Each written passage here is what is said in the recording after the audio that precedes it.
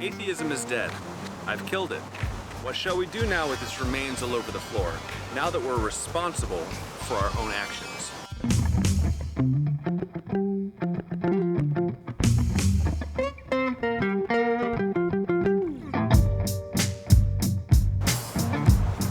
On TikTok, I mentioned that atheists live in a constant state of passive contradiction.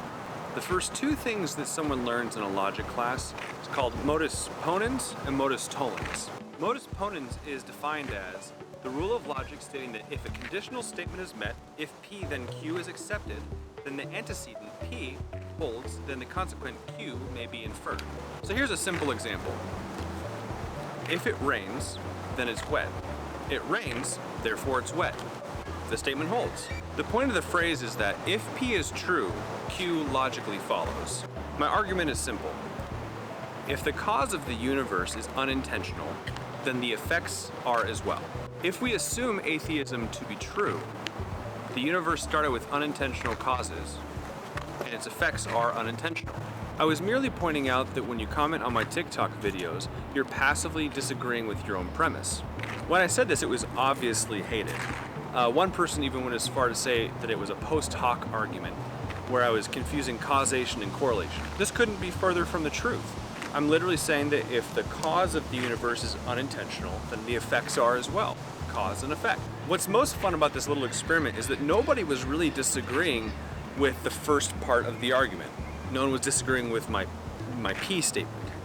So what they have done is they turned my initial argument into a modus tollens. Modus tollens is the other side of the coin, where if modus ponens says if P then Q, if it rains then it's wet, modus tollens is saying if it's not wet, then it didn't rain. So when I say that if you assume the premise of the atheist, if the universe started by unintentional causes, then the effects are as well, and my atheist friends disagree when I say the effects are as well, they're saying the effects are not unintentional. Therefore, back to our example, if it's not wet, it's not raining. So when I assume their premise, and I say the universe had an unintentional cause, and therefore the effects are unintentional as well, and they argue and say, no, the effects are intentional, they can be intentional, I have intention. My point is exactly, you do. And therefore, the universe and its cause had intentionality behind it as well. It's necessarily so. But even if you wanted to say, Jake, stop, I don't believe that. I just believe I can't know. Well, great. If the universe's cause are unknowable, then its effects are unknowable as well. You can't know anything, yet you act like you know. So my friends, atheism is dead, and I've killed it.